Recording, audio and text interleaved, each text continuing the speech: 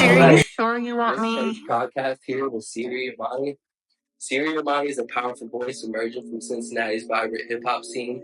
Born and raised in Cincinnati, Ohio, Siri grew up surrounded by music and activism, influences that would later shape her lyrical style and passion for social justice. Siri Imani is a powerful voice emerging from Cincinnati's vibrant hip-hop scene with lyrical dexterity, unapologetic honesty. Siri weaves together stories of life and love. Resilience, her music echoes the city's rich cultural heritage, blending Midwest grit with universal appeal. As a rising female rapper, Siri Imani embodies strength and creativity. Tune in to experience her dynamic sound. I promise you won't regret it. Yeah, I'm excited about today. It's Over the clear. Yeah, start off that was my introduction. But yeah, first off, like,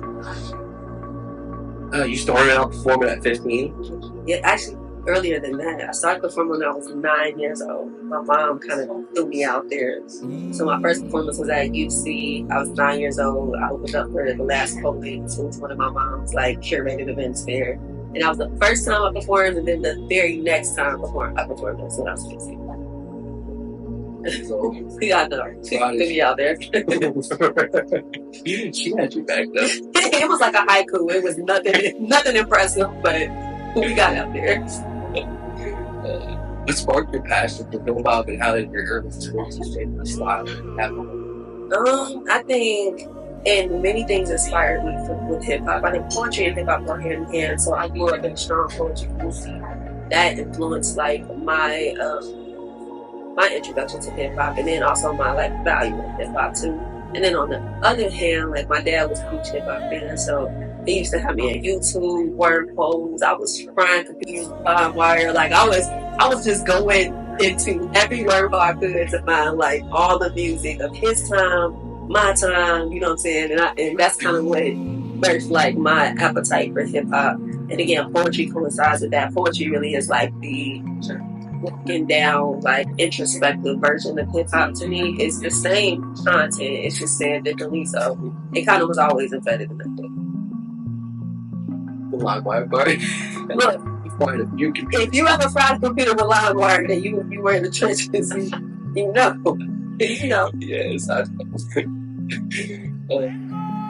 How do you approach your storytelling and your lyrics? What themes do you feel most compelling to explore? I think the approach is just I do a lot of recalling. If it's when we were talking about duality, even if it's something I currently go through, it's something I know I'm going to go through, or it's something that I feel it's kind of a premonition. I just kind of have a feeling this is what life will be like. I also like to do a lot of recounting things that I already experienced, speaking on things that I want to experience. But I think overall, the foundation for it is just what I truly feel, what's coming out of me. I'm always, I can write things that I don't feel, but I don't necessarily go that route naturally. I'll have to do it for a booking or a specific show or a theme or something like that. But if we're talking about just basic creation, I'll probably write something that I'm experiencing or just feeling heavily. So. I've always been curious about your style of writing, where you write from. I like to just say a lot of what I'm feeling in different ways. So, feminism, justice, social justice, big things that you stand for. As a female rapper, how do you navigate the male-dominated hip-hop industry while staying true to your own ideas? You do it so well. Yeah, I think a part of doing it well is not doing it at all. To be honest, I don't care to navigate a male-dominated industry. I care to create my own, which isn't necessarily female-dominated. I mean, it will be, but it's not necessarily for that intent. It's just I don't care to navigate or play by the rules of another person's game. When creation is limitless, you can create anything you want, and anybody who stands in agreement with that, it becomes a movement. Never had to, just do what everybody else did. And especially once I seen what it looked like, I'm I'm not the girl for this at all. Ever. Never have been. I can honestly say, as a male artist in the hip hop world, I tried so hard to play the game. I'm not the guy for this either. No, I had to fall back. It doesn't fit everybody's makeup. It really doesn't. For those it does, shout out to you. But there are other lanes that can be created and people can exist authentically. Yeah. Well, I think personally, like seeing you be so versatile in your job, like the work that you do and the work you do with different people, it's just like that's the lane that you've done so like graciously, and like it's phenomenal watching person, can't you? Your music touches on topics like self-love, relationships, and social justice. What message do you hope resonates with the female listeners the most? The women that listen to my music the most, I think the biggest thing is like duality. I feel like a lot of women end up limiting their freedom, their expression, even their like experience and quality of life due to like not understanding duality. There have been many like versions and markers of what a woman is, and I think if anything, my music and who I am, I hope that rejects all of that. Like, I hope that rejects all of that in the name of womanhood. It was never one thing. It's never supposed to look like this, or this.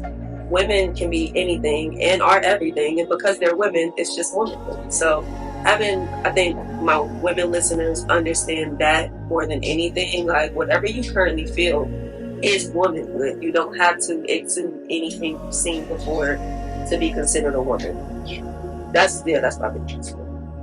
And then also, like, go down their throats. That's my biggest thing. Okay, we got it. We've been had it.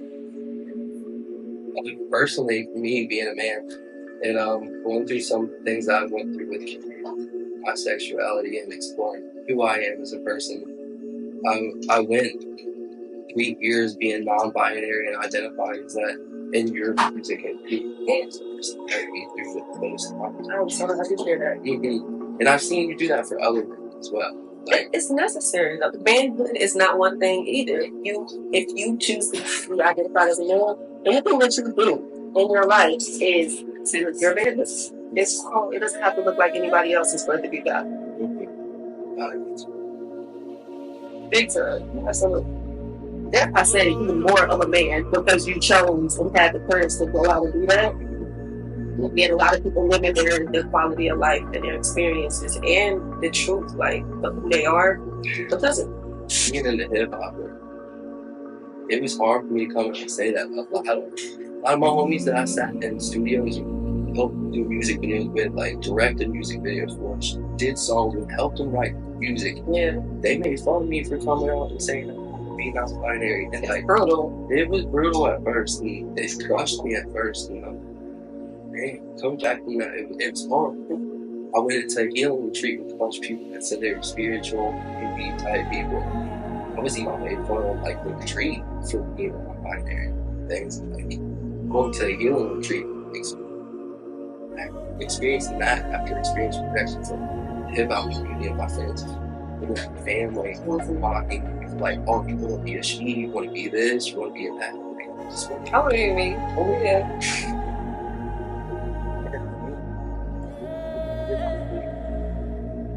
Yeah, I know that like is a part of what I'm saying. So it's a limited perspective being projected on who we are. Regardless, it's who you are. Shut us on, you weren't meant to do nothing else.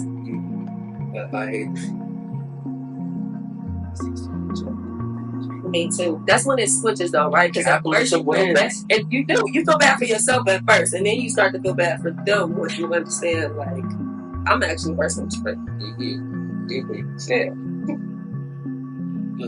Can you discuss your involvement with local activism and how it influenced you? Yeah, absolutely. That's another thing I would say I was born into. So there was never a choice anyway. To be honest, there was never a choice.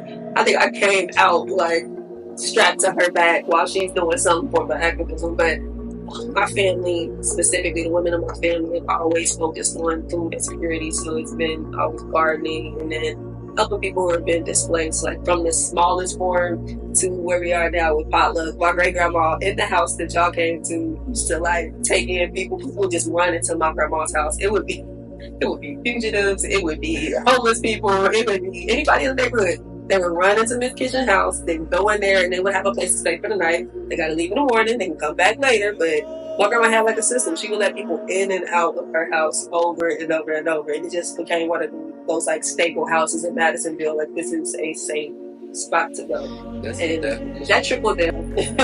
That's the definition of a tribe. Like, yeah, it's definitely embedded. you personify that to this day. What advice would you give the young female artists navigating the music industry? Advice.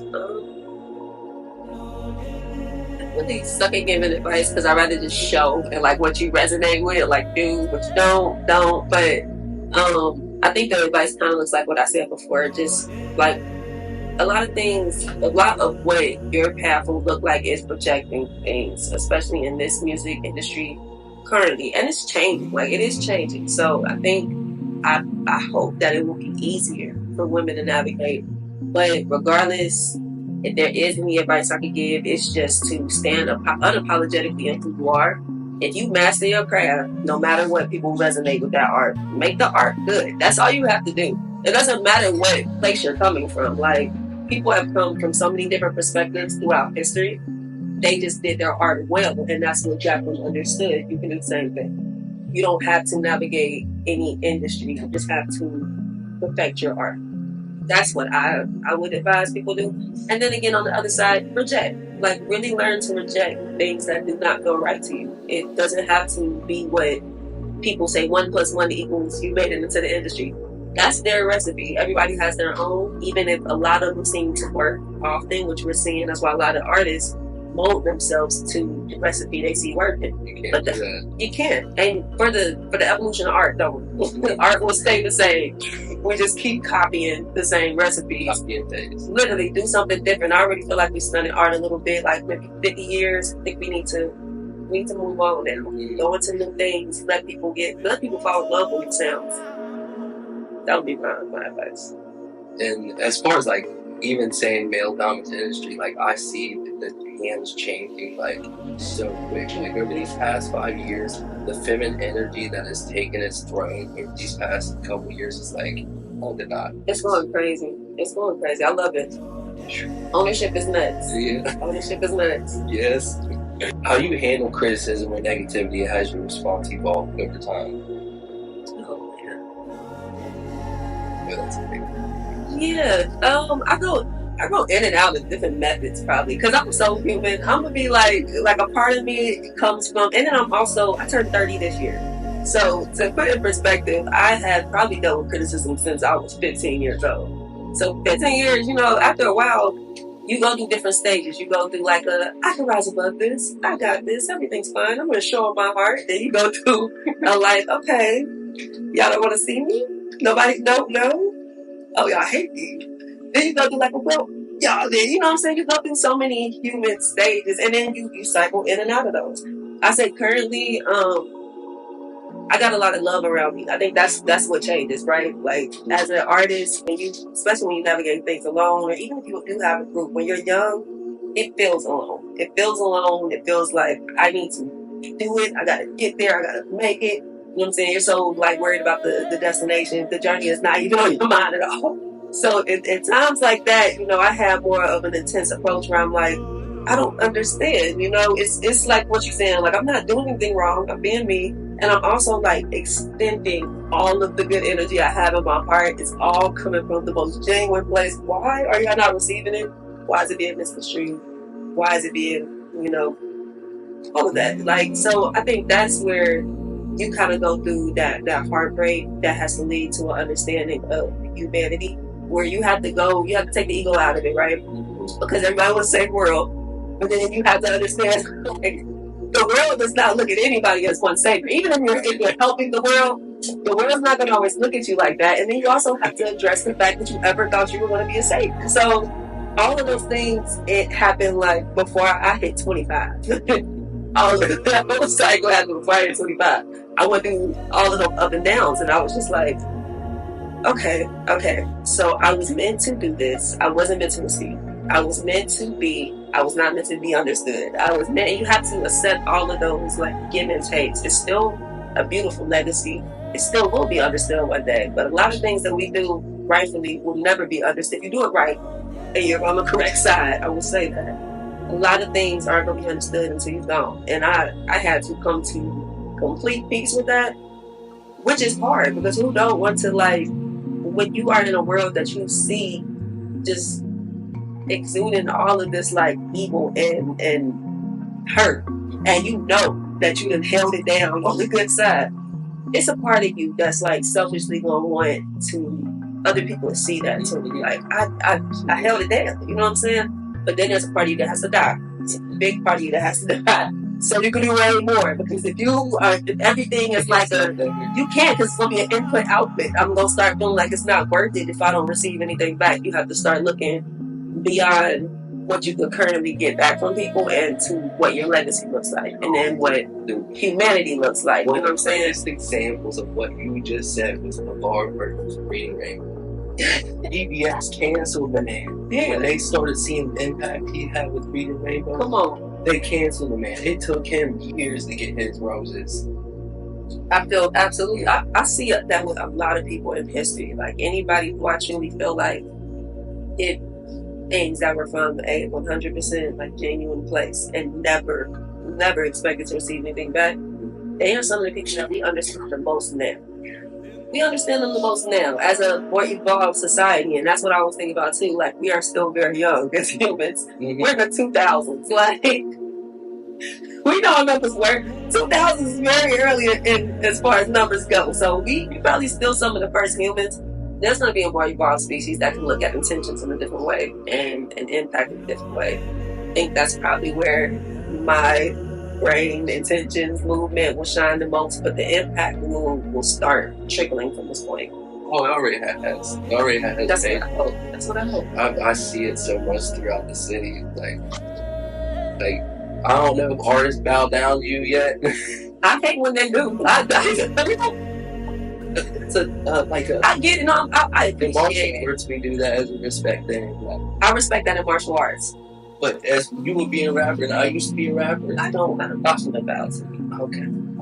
It's not that I don't appreciate it. It's not out of the place of like not appreciating. It's just, one, I have big social anxiety. So when people do that, I don't know what to do. I don't know what to do with my hands. I don't know what to do with my face. I'm like, thank you. I get it. And then the love is so mutual. Like, I don't understand why I'm being thanked for this. Like, you probably would do the same thing.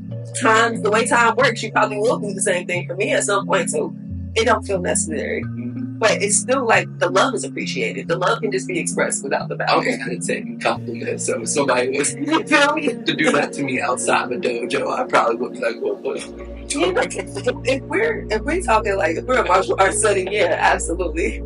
If we're like at Radio Artifact and you just start balancing me, we'll be like, please, can we just be friends right now? And I see that. Have you done martial arts? When I was younger, yes. Actually, so TJD, Small Secret, he actually went way further than I was. TJD hands are registered. That's why we don't let him do that. But he actually is even more like trained than I was. Our family put us in martial arts early, and then my dad was a Krav Maga instructor. Yeah. That's that physical, mental discipline that like can take it is you to the end of this universe. That's what a lot of youth is lacking, is that connection to that physical and mental discipline. Definitely. Even rites of passage practices. Like me and my mom were talking about that all the time. We used to have so many programs when kids were younger. Whether it was through martial arts or it was through like community youth centers. There used to be rites of passage programs. This stuff that like helped kids navigate adolescence into adulthood and the roles that we can take like in the community. That was so important. I think that was like how you really guide. How would a kid know how to be a part of their community? Mm-hmm. They wouldn't, especially if they don't have a community. So those small practices like martial arts, youth centers, all of those places, like that's really where I feel like the biggest community feel happens. We don't have a lot of them. But there's initiations to manhood or womanhood. Right? That are still going on. It's important. You take pride in it. Like when a kid turns 18 in America often, it's just like, all right, I'm grown now. I can do this. It's not like I'm a man, I'm a woman now. this is where my responsibilities lie. This is who I am in the community. Yeah, like it's just thrown. You're just thrown out there. You're not thrown into like a safe space or a place that like coincides with who you are. It don't make sense. Yeah, like with my daughter, one of the initiations I work with her, give the kids guns, whatever I want and everything. But I want my daughter to start with a slingshot. And we use a slingshot. We sit there, we play with it. I let her use it on her own now. And I have the coolest daughter in the world, okay? She got earned respect. That's awesome. She's already got killer AIDS. That's awesome. Okay. It's not like Katniss Everdeen. She's like 18. I love it. She's something else. Yeah, and then I was like, baby, after you work on this and you respect that and you don't abuse it and you're not breaking stuff and killing animals for nothing. If you have to eat an animal, by all means, like if that's the purpose and you're not wasting the food, that's a different story. But not out here killing animals. Certain rules I gave her, like once you earn my trust, then you can get a BB gun. Yeah. Like that. It's a graduation process. It's like this one of those things where like just teaching it how, like power and something I try to teach her a lot about. It's important. It's important. They hear all of it now. They really do. These kids these days is like so terrible. They're like light years ahead of us at this point. I'm keeping up. They're teaching us like majorly at this way. I mean, I think that's also a big thing. Is like some generations before, I could say, especially my family and their parents before, didn't accept the fact that children are some of the greatest teachers in this world. Like that parents' thoughts and the way they believe isn't always superior to the child's like perspective or like perception. 100%. People stop thinking like they can be a student. They're like, I'm a teacher now. All students like. Trust me. Are there any upcoming projects or collaborations you're excited about?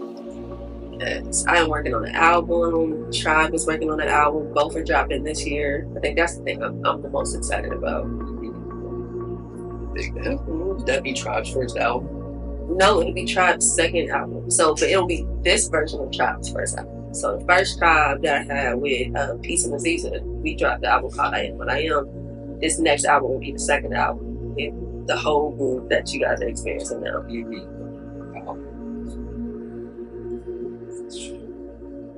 Who's produced?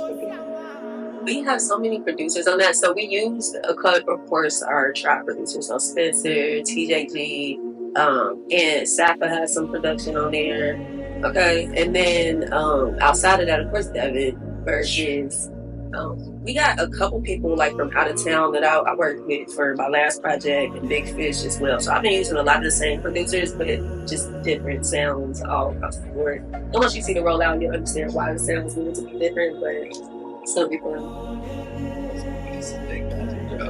Can't wait. How do you prioritize your self-care and maintain energy for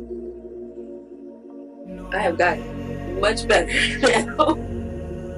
I can't even give too much advice on it because I'm just now like getting into the balance of it myself. Okay. But I think the biggest thing I can say from not doing it well is to get a team. A team has helped me prioritize a lot of the own things in my life I would not have had time to if other people just didn't step in and help. The things that people like Kay, G, Joe, Spencer, Zappa, artists, and like literally everybody in Tribe, the way that they step up, it allows me to step back and then start looking at Siri Imani things versus just Siri Imani Tribe Foundation, Imani Production, because it's a lot of hats, a lot of energy to exude that never comes back to myself without these people being around. So for me, I think just really relying on my team. I've learned a lot of trust in the past year. I had to let go of the raids, which is the first time I've done that in years.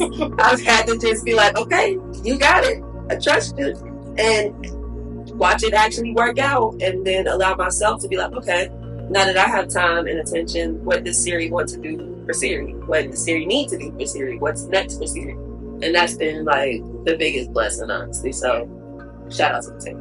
Yeah, letting that trust go and like this is my baby. This is okay, because nobody cares about it when you. Yeah, so that was definitely hard, but I chose the right people. I chose the perfect people to do that. Yeah, everybody in tribe that like support you there. It's such a charismatic, just different personality. I love them. They're amazing. They are characters. That was the right word. I got some main characters. Some main characters. That's why I talked to you about the cartoons and No, they are. All of them are superheroes. And they all way. I truly say it all the time. They are superheroes. By all means. What's been your most memorable collaboration or feature that made it stand out? I think that's so hard because I've had so many good ones. I'm gonna be biased. I'm not gonna say for like experience reason or even like accolade reason, okay? But like heart reason was the CSO collaboration I did. It was called Look Around, and it was like a combination of all cultures in Cincinnati. It was like Korean choirs, Native American like acapella choirs, Muse, our acapella choir, the Cincinnati Symphony, all type of like symphonies and random bands, like, but they were all in Washington Park in like their own sections, and they were like doing like versions of my poem. It's called Lost Generation, but in it I say like Look Around, and the whole like part was based around that. And then at the end, that's what you saw, the CSO and the entire like orchestra. The reason that's my favorite though is because the timing was just like, it was incredible. Like my mom was sick, but at that time like she was doing a lot better. It was right before she got on her oxygen tank. My grandma had just got out of, she was just into remission, like she had just got out of her last round of chemo. My aunt had just like got over her thyroid issues and stuff. Like it was like my whole family, all the matriarchs of my family were able to get together for that one event. And the way CSO treated them was just, it was my favorite. Like I love CSO to forever, like forever. They gave them like their own writers, their own little like back rooms and stuff. They escorted them like from music halls, dressing rooms to the park. They gave them their little section and stuff. They just made them feel like VIP the whole day, that they were soaking it up. And then they got to watch me do that CSO. And my grandma used to be in the audience of Cincinnati Symphony when she was like 14 or so. So my grandma was just watching in the old days. She was just telling everybody like, that's my granddaughter. So that's definitely my favorite collaboration I've ever had. This is my favorite moment I think I've ever had, like collaborating with her.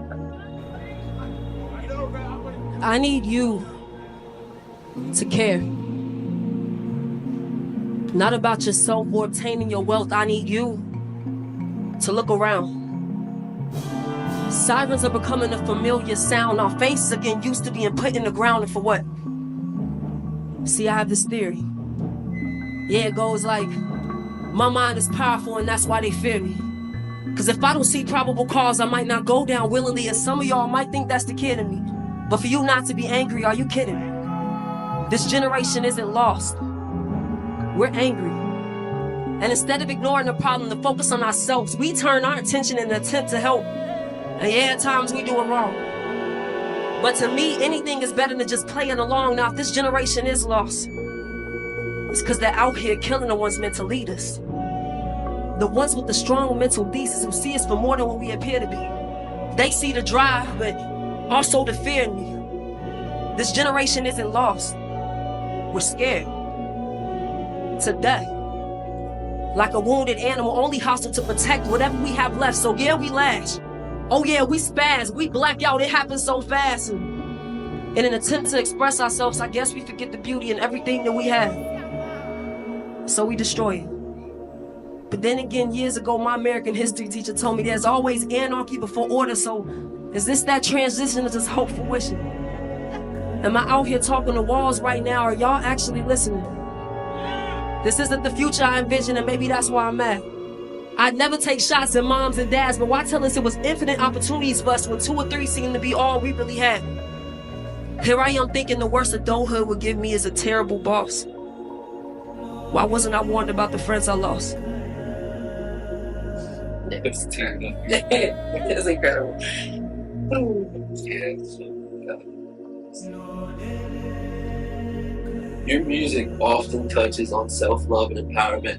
What practices help you nurture those qualities? A lot of writing.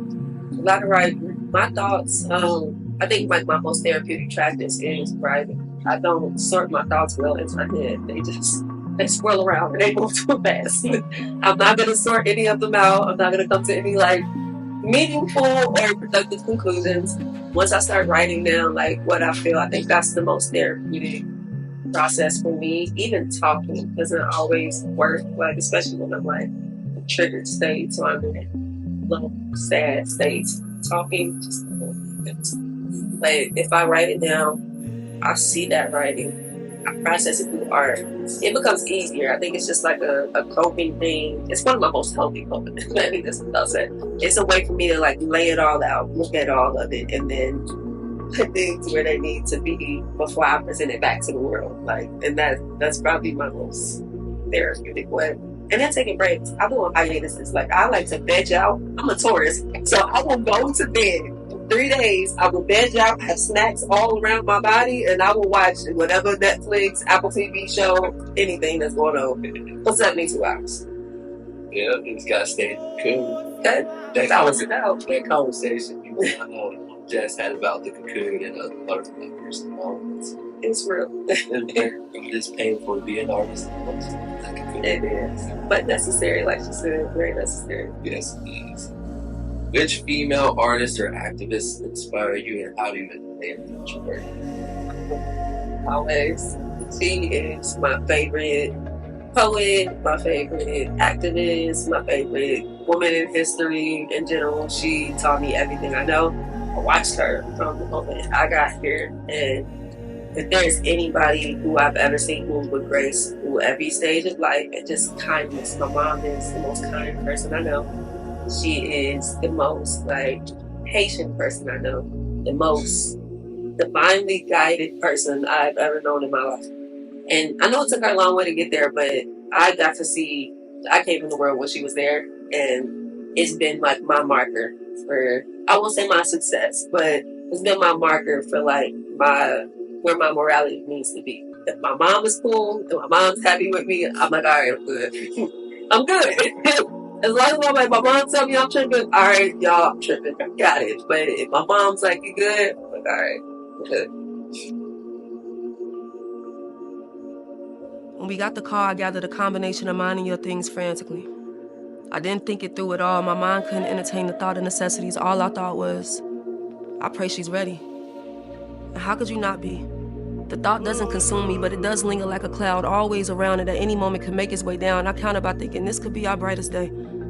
I have 9 hours to get you to your new life, but that means I got 9 hours before this one ends. There's no promises, only fate. And that's always been enough for us. I pray it is today. The ride feels like goodbye. The car is silent and my thoughts turn violent. What if we just turn around and try to figure it out? Are we really thinking this through? I can do all things through blind faith, but not too much when it comes to you. I will you inside. Hospital sounds and energy swirl all around us. Your smile grounds us. But I'm imploding, Mom. My face is burning, my chest is tight, my legs are heavy. You feel me and you just rub my arm. Right before they put the IV in yours. I watched them like I could do better. I don't want to be disrupted. There ain't no hate in my glare, but as a black woman in a place like this, you gotta let them know somebody cares. I miss everything the surgeon says. Watching your reactions. Before I can come back, you're telling me it's time. Time for goodbye. I can't hold any of it together. I am 9 years old again. I wrap my arms around you and we both give our last cry in this life and then I let you go. They roll you out and walk you to the OR. You look like a queen taking off on an odyssey. You don't look scared at all. You look strong. Like we did every first day of school, we both look back one more time, lock eyes, and a voice in either yours or mine says, it's gonna be all right.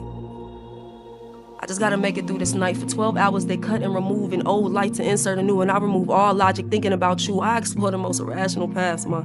Like, what if I was good at math, the more classes I passed, dropped basketball, gave up soccer, maybe I'd be your doctor. Or maybe this is my karma. Maybe this is the balancing act for the ways I failed myself and others. I tend to betray myself in these moments. I take your pain and I own it every time. 5 hours, 7 hours, 9. If this is a mild version of life without you, I guess mine is too. I got some really good friends. They take me out in a new town and make new memories, and I ruin them all because I'm not here. I'm not in this car. I'm not in this bar. I'm with you under wherever you are. I drifted away too. Sedated and vulnerable, cut wide open in the hands of a team. Is this hell? 10 hours, 11 hours, 12. My phone dings and I unlock and open the message before the ring fades. I couldn't tell you what I just read, but I know you're okay. I get in an unfamiliar car, turn down a few unfamiliar streets, take an unfamiliar E-way, going 90 just to see the most familiar face. I couldn't have known what to expect. Parking, checking, and getting to you was all a blur, but the moment I saw you was forever engraved in my memory. My eyes can't process correctly. The pain begins to dig into me. What did they do to you, mama? What's all these tubes in you, mama? There are 2 doctors by your side. They say you're breathing fine, but you look blue to me, mama. I ain't used to this, mama. 8 tubes, each coming out of a different hole in you, one in your neck, another in your throat, yet I choke. On every tone, word, and unpleasant feeling I've ever given you, the days you had to be my light, you said I think about them all when you were gone, and you were absolutely right. This is my heart I'm looking at. Completely broken before the build back up, and I never thought I'd miss your voice this much. I feel so small. Your doctors are so kind. They do their best to silence my self-sabotage mind. They lie, and I appreciate it in this moment. Because maybe today the truth is just too potent. I ask, can she hear me? Your nurse, younger than, but somehow light years ahead of my missed opportunity, says, oh, love, she can hear everything. I race to your side. I grab the part of your hand that IV isn't in, and with the shakiest voice, I say, Mama. Hands clam, eyes holding tears deeper than the ocean. It all rains down in one motion. When I see your eyes open.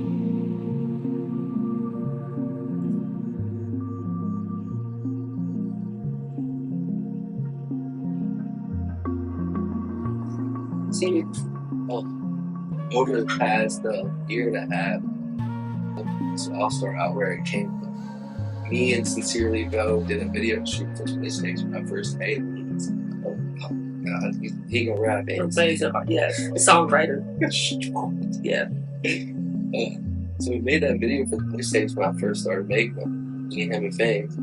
And then after that, I posted it after I edited everything, and he reposted it, and his his dad started calling me on Facebook. And like, I started posting stuff about like feeling this way, just some of my activism stuff. He started liking and commenting on stuff. And then like, when around the time that I went non-binary, just going through some big feeling changes and stuff, feeling rejected, not having a relationship with my mother or father or my brothers. And in those times where I needed my little with singing that.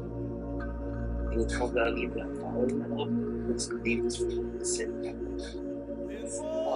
And like, it's restored for art. Like, so many ways, like, that it's hard to do. I love that. I love that. She would love to hear that. See, that's a lesson for me too, because I'm so like protective with my mom. I'm like, Mom, As you should. Stop reaching out to so many, because she does it. She like it, when she loves people and people get on her radar. She's like, oh no, I'm gonna give them my love right now, and it's great. Again, like success, right? But other times I'm like, Mom, can you just let me know if we're gonna reach out to maybe? But this is a perfect lesson for me, because that's who she's supposed to be in this world. It really is who she's supposed to be in this world. She's supposed to find people where like she goes to rotate. I already know. Oh, trust me, I can't even help myself. Like in this world, like especially like navigating through the spiritual world and being a black butterfly like she is, like you can't just be hugging everybody. I've seen you say it one day, like, Mom, who you hug today? I see your energy's low. Because I know, like, you look like you hugged a whole bunch of people today, Mom. Don't do it again. She's like, but they do. And again, I go back and forth because I have to protect her, but also she didn't get a second chance to not just go full out love bug, just who she is. So I'm finding my balance there too. I'm like, I'm gonna let you do you. Reel it back in when you need to, Mom. I love you guys. How do you hope your music and message impact young girls and women listening, especially these from underrepresented communities? It inspires. I really have. I'll say this to say. I'm about to say. I used to be really like self-conscious about my music because I couldn't figure out what my style was. I was like looking at all these people. I'm like, y'all have signature. Like, I know when that's you. I know when that's you. I know when that's you. But I didn't resonate with like any one style. I would just do so many. I would just try anything. Like any beat I would get, well, okay, I can do something with this. I just wouldn't reject it. I'm like, I can make a sound that goes with this. And that goes into what I would hope, especially like girls in underserved communities, because you don't necessarily have access to all the sounds that you're capable of making. So you're going to look and you're going to end up resonating and probably regurgitating to some extent the music and sounds you have access to.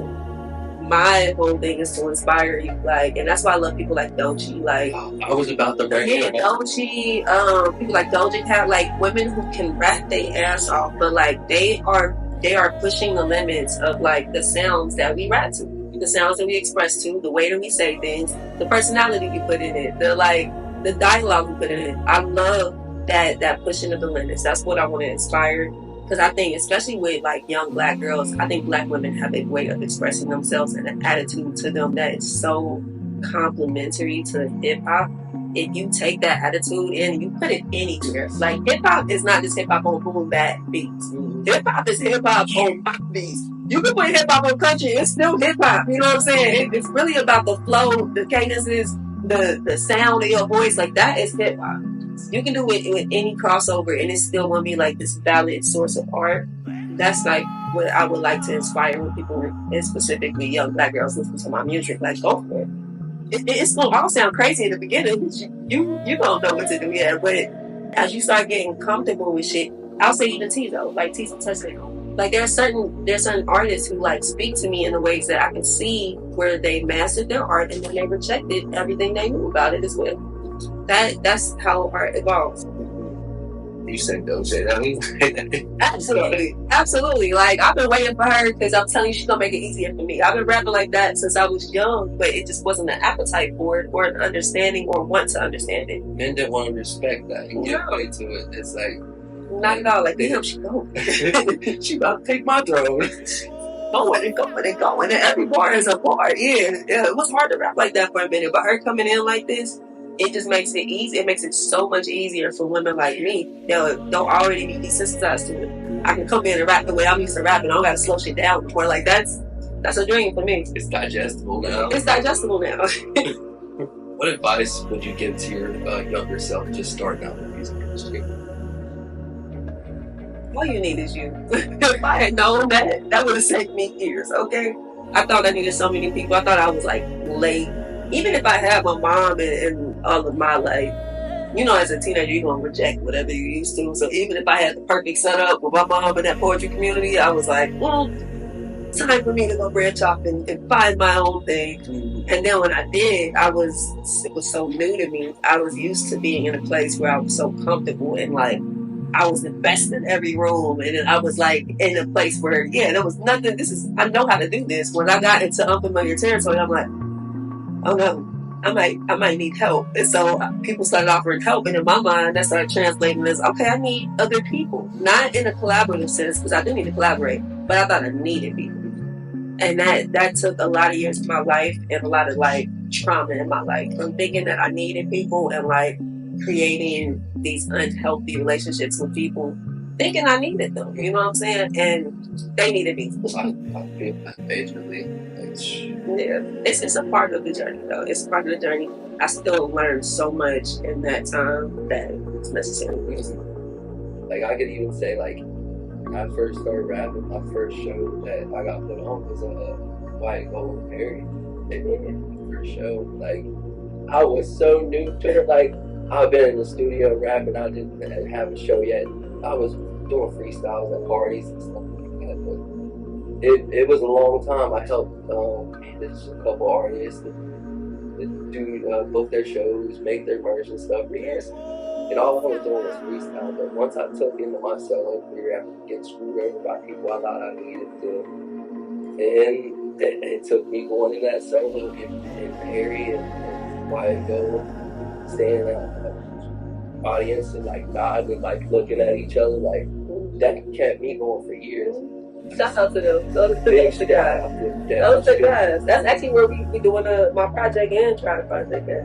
And Rich Studios, like top notch fashion, top notch sound, like top notch guys. For sure. You know who Stephen King is? Like Stephen King. He's not. He's one of the Dead Riches when they were ASG and stuff back in. I'm so bad with names. He was one of their remakers. Faces I would know. I probably like, some Steve. I know his face, but no, I don't think so. He's how I met them. And I was just working in a pizza shop, writing music, and he would hear me rapping while like making pizzas and shit. He's like, bro, you know I'm a beat maker, right? I'm like, oh. He's like, I make beats for Project Neck Records. Like, I'm about to get signed next month, like, officially. I'm like, what? Like, I grew up on Wu-Tang. Like, Wu-Tang was a big reason the way I live. Like, the bees and samurais and anime and, like, kung fu movies. Like, that was me growing up all the way. Like, for him to say that to me, I was like, let me hear something. Let me hear you cooking. You know, it just turned into him. He's like, hey, I got 3 Wu-Tang members coming here. Sign my contract next day. So bring some of that caviar bowl, get some of those good rice. Make sure you have it ready. And man, I got this work, make their food, their chicken pizza, everything. And to go out back and my boss was like,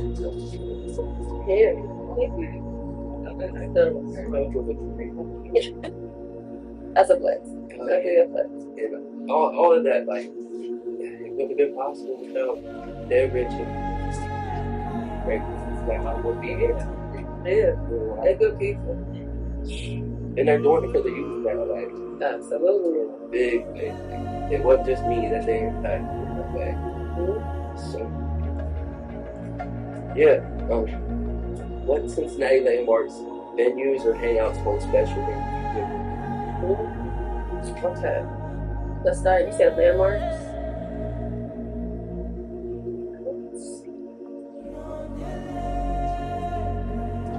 Fountain Square.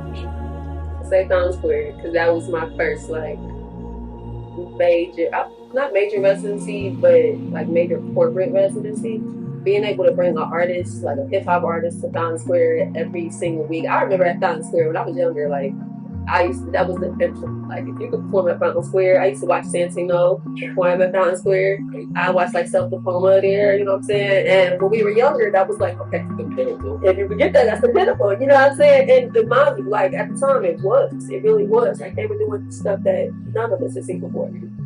To be able to then 10 years later do a residency there where every single week I got to bring the artist there, I got to pay the artist, I got to pay 2 artists. Like artist, DJ, I got to bring my cousin the DJ, get paid every week, I got to bring a friend and host every week. It meant so much to me to be able to like, I think that was when I really started to feel like, okay, I can start to bridge this. I can really start to bridge this. I got trust here, I got trust here. As long as they trust me to keep bridging this in the correct way, I can elevate always and I can eventually just confront it. You know what I'm saying? So that was my favorite, that's my favorite landmark, like all of memories there.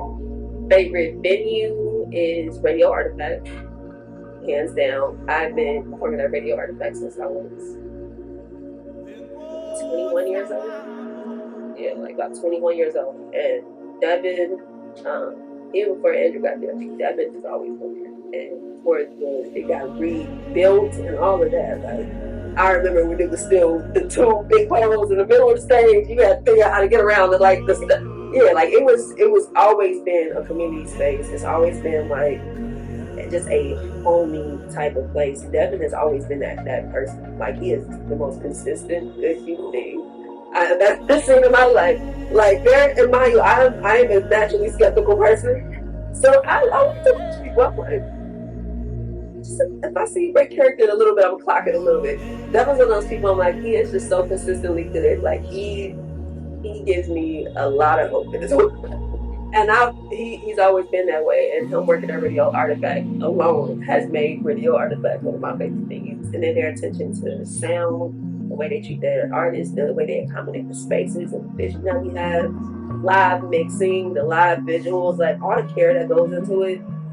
Radio Artifact, that's my favorite thing. And what was the last one? I forgot. Hangouts and any places that hold special things. Hangouts. And they just closed on Sunday, but I was in love with one. That was my favorite hangout space. I used to go there and play Smash Bros. Almost every day. Like, every day. I could see Smash Bros. Competition being in here. I could definitely see a Smash. They got a projector too. Yeah, absolutely. I can see it. Big shout out to Lil Big shout out to Devin. Devin Burgess. He's done so much for so many artists around the city. Just like, yeah, shout out to Devin Burgess. Big old heart. Like, and they ain't afraid to tell you how it is. Oh yeah, always. Love that vibe. Yes. Oh, and Santino Corleone, you brought him up. Mm-hmm. Oh, and I met Devin Brooks from Radio Artifact. Okay. Wait, shout out to Devin Burgess. Shout out to Devin Burgess as well. Honestly, both. Everything I said applies to me. For real. Yeah, Santino, he's been a big part of like the whole city growing together. Just like watching him evolve and grow is definitely inspired me. Consistency. That's another artist like there's a young man that like loved hip hop and like was freestyling, trying to get good at it, you know what I mean? Trying to do something and just play around with it really. I wasn't trying to take it over at first. And then I seen Sincerely go Santino Corleone and Perry, like they really made it real for a lot of us. And for Santino specifically to reach out to me countless times down and like not feeling myself, not feeling my craft, and just wanting to give up on everything. And he'd be like, man, you got a long way to go, you're already killing it, like I see you. Like we don't see you. They're good people. They are good people. And honestly, what I love about them specifically is, like, when I think about what I want my career to look like, I don't want to be famous. I have no desire to be famous. But I love what they set up for themselves. I'm talking about Gary Gold, Santino, like, all of those artists. They can do what they love and support themselves. That's the only thing I want. Like, if I can support myself for my family, and then I can do what I love, and I can shop, grill, do what I love, and take pictures when I want and all of that, that's a successful life to me. I really admire that about them. I think all of them are too real for that. Truly, they're too real for fame. But this makes sense as their pinnacle. Like, for them to be able to right now. Like, and they're still legends. They're legends to people who know them, and then they're legends to people who don't even know them yet. Like, their music will exist forever. Their footprints will exist forever. That alone is like, to me, it's the same as like, same as all of us are going to be here. So it's all going to be accounts that people just don't have to resonate with. Not people going to be resonating with ours more than they resonate with some of these A-list celebrities. Truly, most of them. And so the type of lifestyle that you're living while you're alive is where it starts to make sense to me. The legacy, I already know. My legacy don't eat the toppers of the tops. I'm around this shit. But right now, like the way you're living, like this is your life, and I admire that. I definitely admire that, and I aspire to that. It seems peaceful. It seems way more peaceful. You can go outside and you can bring your family, you can do all types of things. And you're not tied to a public image, but you're still successful. You can still take where people. That's successful. I've seen fame take people so far away from their families and the people they love. Because of the pressures of like whatever record labels put on their people, or the pressures of the fans, or whatever they need for that certain audience. That's one thing that crushed me is like I went on my first tour in 2019 and I found out she was pregnant right before I went on tour. And that was right before COVID too. Like a week later we got quarantined after my first tour. Yeah. And like that's rough. I didn't know what I was going to do with my art. That's why I make list tapes to reconnect us. And then everything with art was so uncertain at that time. I didn't even know if we were going to be able to be close enough to tag our list tapes to each other. Yeah.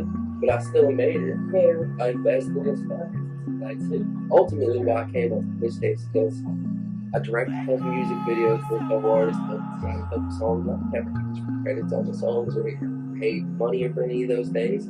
I just wanted to help creators go to business. Like to be like brushed under and grabbed by some of those people I helped, it really lit a fire inside me. And I was impressed for a while, like, wanting to give up on it. Like, she was telling me, like, babe, this is it. Like, you got something next, there's the next level. I had a dream about this day. Woke up the next morning, and that's how I and I told her, like, hey, I'm going to get a hold of the CEO of this company. I'm partnering with them. I'm going to like I didn't end up art. I didn't see it as a that's why I felt like I'm like, it's not for a corporate entity. This is for my city. I had Scott Storch hit me up about wish tapes and try to play big bro on me. Like well, hey, listen, pop off and you'll own like 30% of the profits. I'm like, No, I hate it. Like, no. It's like, and this is for my city. This is for people that really care about the city. I'm just like, personally, there's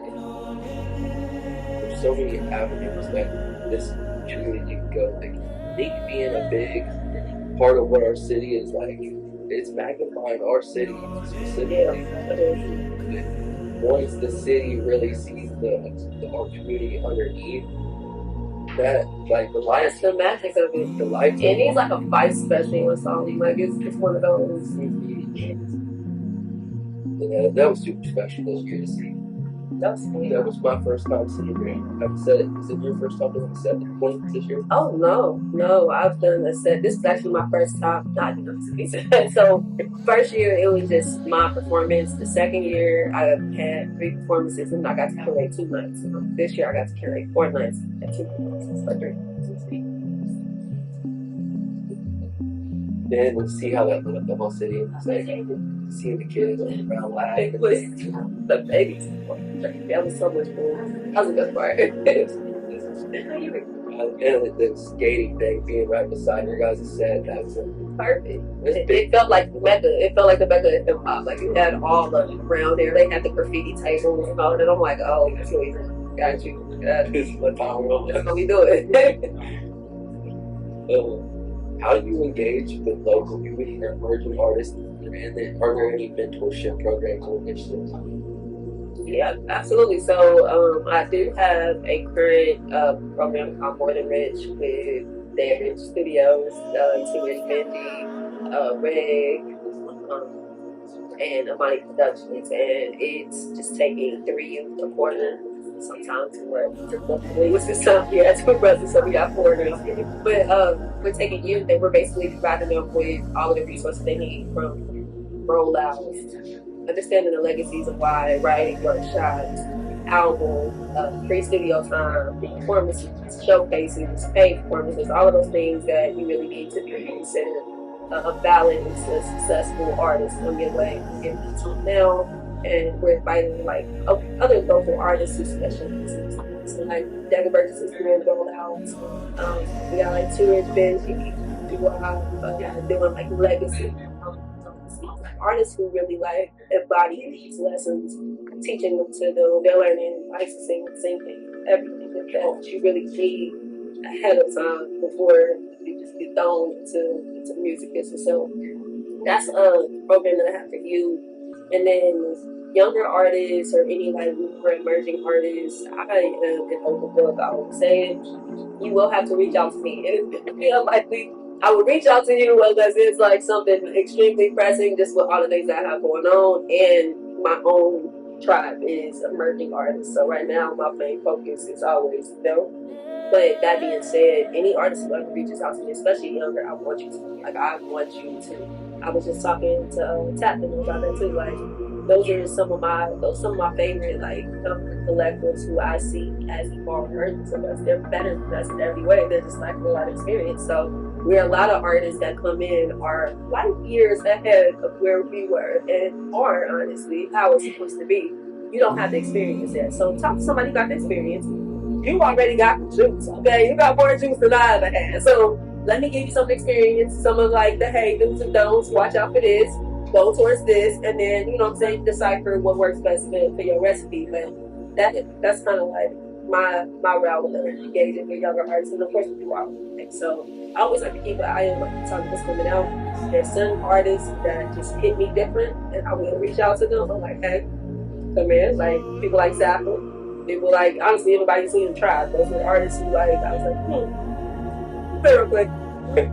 Let me see you real quick. I feel like I can do something with you right now. You know what I'm saying? And then there are other artists who I'm like, let's get you into these places where you can get your rep up. You know what I'm saying? And start getting your confidence up. Start building your community, start building your groups, your audience, and then as you rise, I can start moving you into bigger things.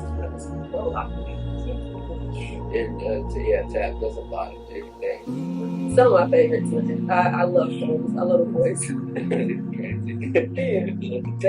Tantrum. Yeah. Let the heart speak. Oh my God, it was such a good combination. It's just like spoken art, just like different genres, just different emotions. It makes me very happy for the direction of art. Like those are the type of things where you're talking about how you can inspire the younger generations, just pushing the limits the way that they do.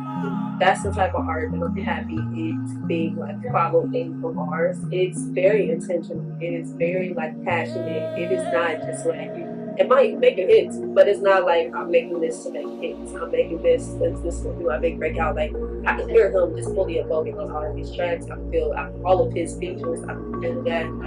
Everything about this project, even I think Nick and Rick mixed it too. Everything about their ears too, like all of it was so intentional to who Tan was. When I was listening to that project, I'm like, yeah, this is absolutely the person I named. It made sense. Had that representation. Was that his first album too? From what I know, it is, but I could be wrong. I'm not sure. I know it's the first album I got to tap into. I've done some music with Tan since we started working with him, but this is the first project I've seen him release. If it's not, I'll probably go back and listen to something else, but this one was the first one. Yeah, what I could compare this project to be slightly Tyler Creator, but Mac Miller at the same time. Definitely. And like a little dash of Kid Cudi in there. Yes. Yeah, it's free. It's very free though. It's very tan. Like it's heart driven. You can feel that and everything. It was experimental, that's for sure. I love that. How do you challenge yourself creatively, explore new sounds, themes, or collaborations? Like I really go in there and I just have fun. I will make a rock song, a rap song, a pop song, a country song, and a poem all in one night. I just like to have fun. I don't know.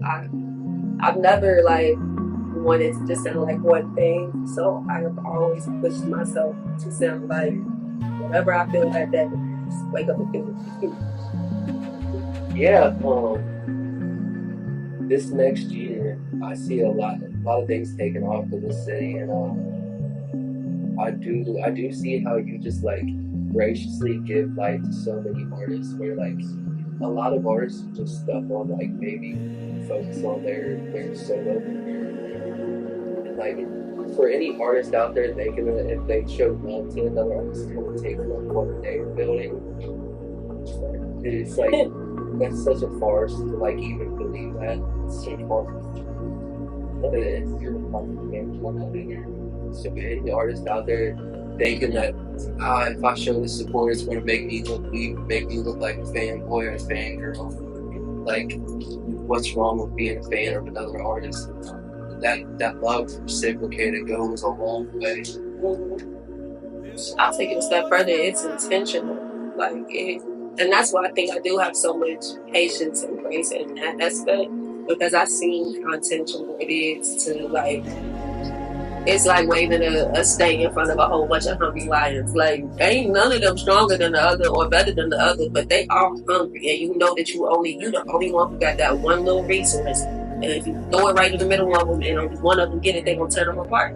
And if we have that cycle continue over and over, all the people who try to build something are gonna be taken down by who they built before. And it's not coming from a real like legitimate place. I mean, they did something to me. I don't like them. A lot of the people I've seen like rise and fall due to the city like collapsing on them. They didn't do anything to these people individually. They were human. They weren't perfect, but they didn't do anything to these people individually. It was just the fact that they had what people felt like was the only outlet to get it, and it's not true. We create that ourselves. Like there's no one source for all the things we looking for, and if it is, it's not outside of us. Like that's the biggest misconception that led to us all coming at each other and even looking at each other like that. We all could be fans of each other, and we actually would move faster if we're fans of each other and we taking each other's art into different spaces. But the fear of like this person could be greater than me, or this person could get everything that I want, or everything that's for me, which is obviously an illusion. That's what I see holding us back more than anything. And it's held me back at times. When I was younger and I came in here, I didn't understand. Because again, I'd be like, I'm doing all the things right. I'm watching so many people do things wrong. Why do they have it and I don't? You know what I'm saying? That flawed idea, it still comes from like desperation. It just comes from not having what you need, which is never the person you're looking at has the fault, or the person who acquired this fault. It's the person who's dangling that shit above everybody. That's what I'm trying to get people to understand. Corporate businesses, these venues, they've always been the people who have made us turn on each other. If there were no operation, or if there were no opportunities to be even presented, we wouldn't even have reasons to feel this way towards each other. It'd just be like, all right, everybody's making amazing art. Nobody's taking away from each other. But the desperation and our hopes of being big at what we do and the things we're good at, and then not happy with our timeline and watching other people on their timeline and perceiving it as a swap out versus just how our journeys are working, it's making us create these perspectives towards each other that are counterproductive to all of us and keeps us all. It creates enemies with each other. It makes them enemies then not provide for each other. It's all like a never-ending cycle that can end. It just hasn't yet necessarily, from what I've seen. There's enough food, enough place to eat. There's enough food for us to eat. There's enough for us to. We can't all sit at the same table all the time. But not meant to. Exactly. But that don't mean that I need to take something from you. Exactly. That's a big thing with the whole artist community is like getting over that idea makes me so much more space. Just practicing our side of that unity and just like making sure we're together. Definitely. It's something once you acknowledge and ask people, again, people like Tad, Lucky, these generations, they're understanding this early. They're understanding this early. We need to affirm that. We need to try to lead by example and get our shit together and then show them that that's how things can work. But I'm hopeful. It looks better than that did, and I saw it. This whole talk has been like a long time. A long time. I'm happy we found the other girl. Perfect time. Exactly. Like, things align. Always. Forever for you. It's just like. I'm glad we got to talk. I enjoy talking to you. I appreciate it. All right, y'all heard Siri Imani? Like, go check her out. Every damn platform. Check her discography out. Like, you're gonna have your mind blown. You're also gonna see a lot of other artists in there that like, oh, who's this? So yeah, don't forget. Peace.